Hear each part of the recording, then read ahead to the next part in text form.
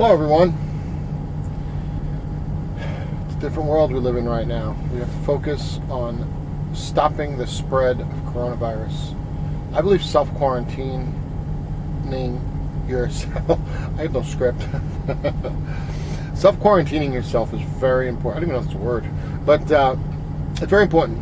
For the most part, for the anonymity of the trucker's lifestyle, most of the over-the-road guys, even some of the local guys and regional guys, we have an anonymity about our lives. In other words, we kind of live in our own bubble because everybody works on a different schedule.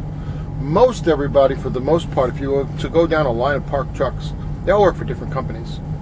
So they're all doing different things. Somebody might start at 2 or 3 o'clock in the morning like I do, sometimes even 1. But other guys might start at 6 o'clock in the morning or 10 o'clock at night. There were guys pulling out of here last night. So, I mean, everybody works a different schedule. Most everybody works and sleeps a different schedule. So we kind of crisscross each other. The truck stops aren't too packed, though the parking area is packed for the most part right now. We're considered a vital part of the recovery through all of this. So our jobs are pretty secure right now. And we are transporting quite a bit of stuff that go to the stores that you guys are overbuying. Slow down, everybody. Do not need 300 rolls of toilet paper, 40 bars of soap. Slow down. We're not going to be cooped up in our house for years. We're going to get through this in a couple of months. The best thing I could say to do is, if you do hoard a lot, which people do, why don't you check with your neighbors without making a party out of it. Use your phone, text, hey, you need something, I can help you, and help each other. Because right now we need to help each other, and we need to work with each other so that we can get through this. And we will get through this. We've been through many, many viruses and different other things in our country and in our world, and we'll get through this. Use common sense. Find out the facts. Don't listen to newscasts that dramatize everything. You don't need that. You need pure facts. And focus on really quarantining yourself as much as you can. And if you're in a house with a lot of people, to the best of your ability, try to stay somewhat separate. And if you do have to get together, always make sure you wash up and clean up. And cleanliness is really the key to this, to keeping this down. What I did learn from some of my research was the virus stays alive on plastic and smooth metal surfaces for up to 72 hours. On cardboard or paper, 24 hours. So it's a little tidbit that doesn't really have much to do with anything, unless you know the fact that you just got to keep things clean to the best of your ability. The adventures are continuing. I'm doing a lot of traveling. I've been in areas where it's been 15 degrees, and only a couple days ago I was in a little further east. I'm in Wisconsin right now, and it was in the 70s. So the temperatures have been all over the place. The snow's getting its last whip of weather out here, the winter.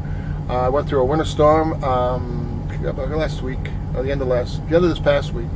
I went through a winter storm. Interesting.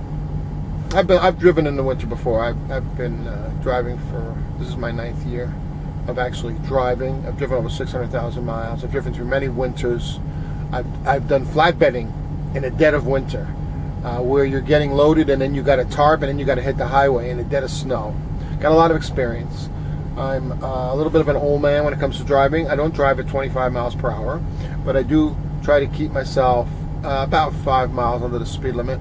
And I'm extremely courteous in the respect that any of y'all want to get in front of me, go right ahead. Because I feel safer if you're in front of me rather than when you're behind me trying to get around me and you're fighting me and you're chasing with me.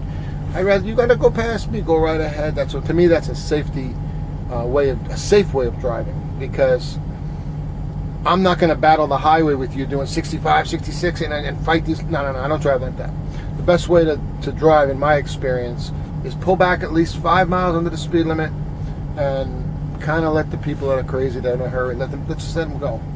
It's all right. Little tidbit there.